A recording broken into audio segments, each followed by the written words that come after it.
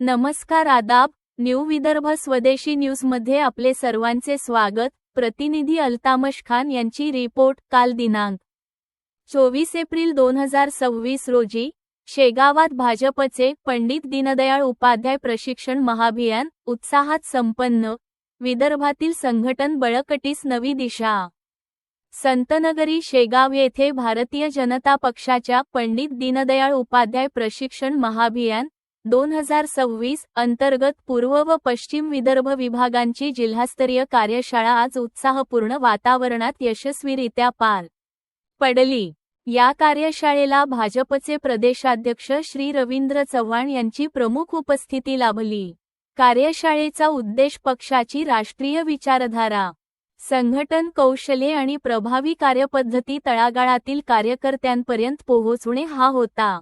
यावेळी कार्यकर्त्यांना आधुनिक राजकीय संवाद तंत्र, सोशल मीडिया व्यवस्थापन, बूथ स्तरावरील संघटन मजबूती तसेच जनतेशी प्रभावी संपर्क साधण्याबाबत सखोल मार्गदर्शन करण्यात आले। या महत्त्वपूर्ण उपक्रमात भाजप प्रदेश सरचिटणीस माजी मंत्री श्री संजय कुटे, राज्याचे कामगार मंत्री तथा अकोला पालकमंत्री श्री आकाश फुंडकर, प्रदेश सरचिटणीस राजेश पांडे, विदर्भ प्रदेश संघटन मंत्री श्री उपेंद्र कोठेकर, माजी खासदार श्री रामदास तडस, आमदार श्री रणधीर सावरकर, खासदार श्री अनुप धोत्रे, आमदार श्री प्रवीण दटके, आमदार श्री प्रताप अडसड, प्रदेश सचिव सौ.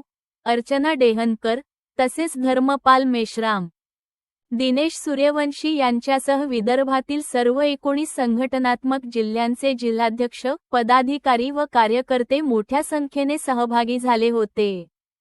प्रदेशाध्यक्ष श्री रवींद्र चव्हाण यांनी आपल्या मार्गदर्शनपर भाषणात सांगितले की पक्षाची विचारधारा आणि संघटनाची ताकद हीच भाजपची खरी ओळख आहे। कार्यकर्त्यांनी तंत्रज्ञानाचा योग्य वापर करून जनतेपर्यंत प्रभावीपणे पोहोचणे आवश्यक आहे। त्यांनी बूथ स्तरापर्यंत संघटन मजबूत करण्यावर विशेष भर दिला। कार्यशाळेत आगामी निवडणुकांच्या पार्श्वभूमीवर पक्षाची रणनीती, कार्यकर्त्यांची भूमिका आणि जनसंपर्क वाढवण्यासाठी नव्या उपक्रमांची दिशा स्पष्ट करण्यात आली। तसेच कार्यकर्त्यांमध्ये नवचैतन्य निर्माण करून पक्षकार्य अधिक गतिमान करण्यासाठी अशा प्रशिक्षण महाअभियानांची गरज अधोरेखित करण्यात आली।